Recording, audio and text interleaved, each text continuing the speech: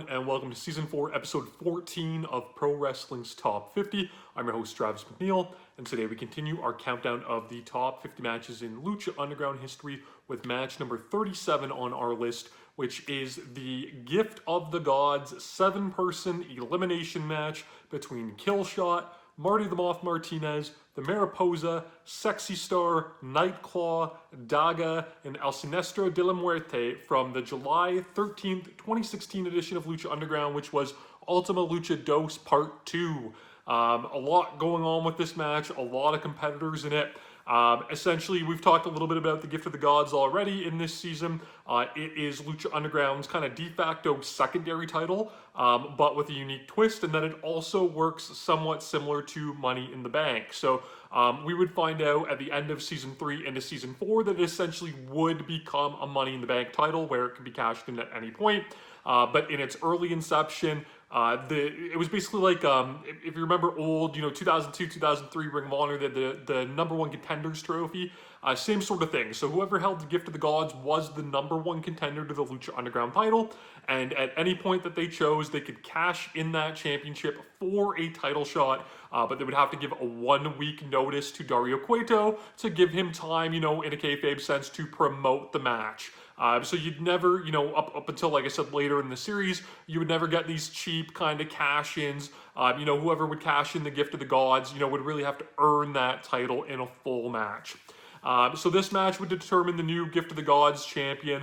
The belt itself was really, really cool. It had like 7 kind of magnetic little circular spots where each of the competitors in the match would have to qualify for it by earning an Aztec medallion, each representing the 7 ancient Aztec tribes that are, there in the Lucha Underground lore. So you'd win a medallion, you would insert it into the portion of the title belt. Once all 7 were inserted, we would have our match. The winner would win the title and, get that guaranteed Lucha Underground title shot as long as they would continue to be champions. So that was the other caveat. You'd have to defend that title, along the way up until you eventually choosing to cash it in. So really cool concept for a secondary title, something I'd like to see revived, in another promotion.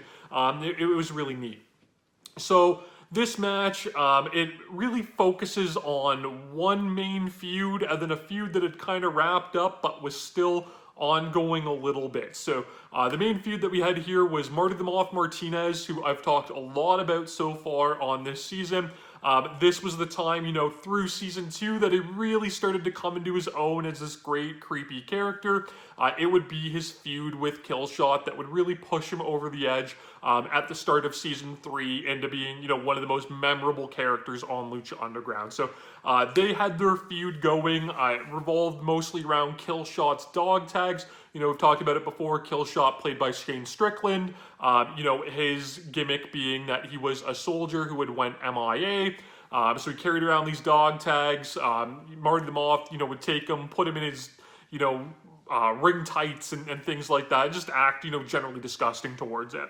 The other feud is we have Marty's sister, the Mariposa, in this match. She had engaged in a bitter feud with Sexy Star that culminated in a No Mas match, which was a very famous match where, they did a bloody brawl between 2 females on television, long before Thunder Rosa and Britt Baker did the same thing. It had an F-bomb dropped in it in a great, great moment. It was, although you're not going to see that match on this list, it is memorable in its own right.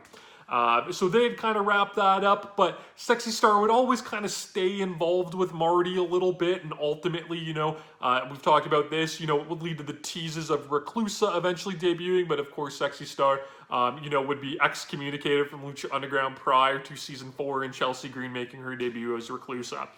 So those are the main 4 competitors we have in this match, but we also have Daga, who had recently made his debut.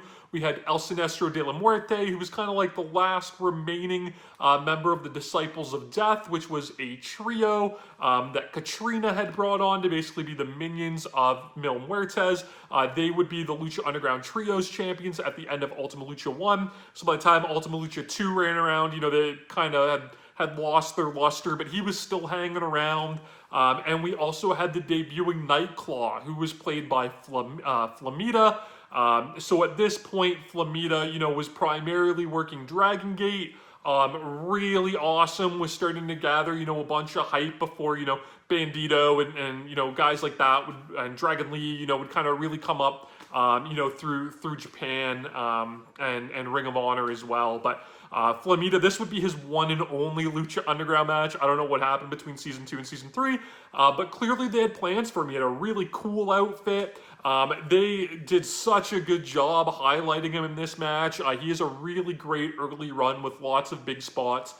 He gets the first elimination, pinning Siniestro with a standing Spanish fly.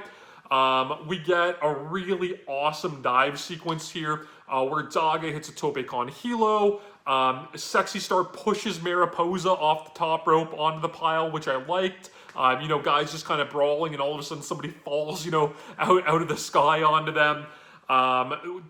Sexy Star herself gets a great tornado. Killshot hits a Fosbury flop, and Marty the Moth hits a big, like, Undertaker, just straight, psychosis dive over the top, which was great.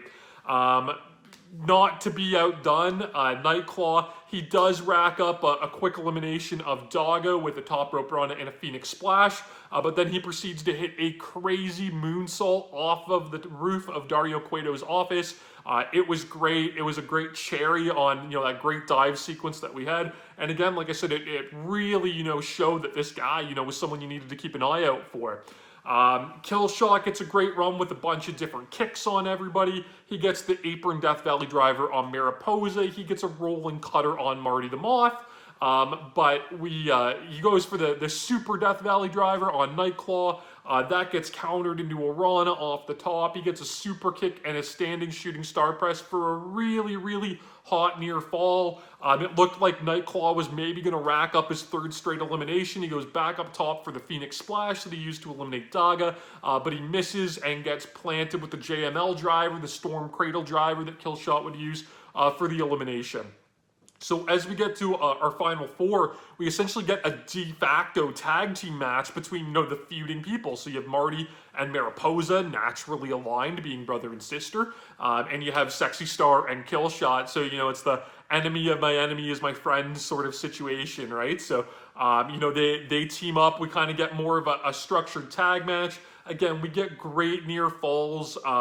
Sexy Star gets a really good near fall. At one point, Mariposa hits like a code red on Killshot for a really good near fall.